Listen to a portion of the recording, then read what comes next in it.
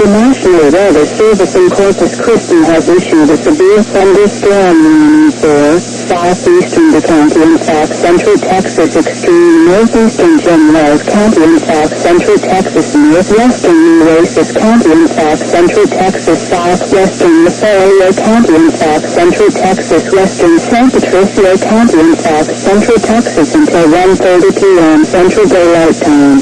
At 12:53 p.m. Central Daylight Time, National Weather Service Doppler radar indicated a severe thunderstorm capable of producing Gulf War-size hail and damaging winds in excess of 60 miles per hour. This storm is located near San Patricio, or 11 miles south of Memphis, and moving northeast at 40 miles per hour.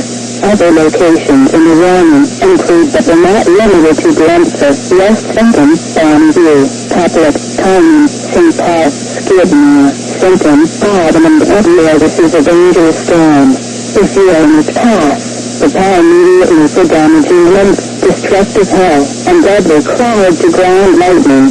People outside should move to a shelter, preferably inside a strong building, but away from windows. A tornado watch remains in effect until 8 p.m. Central Daylight Time Thursday evening for South.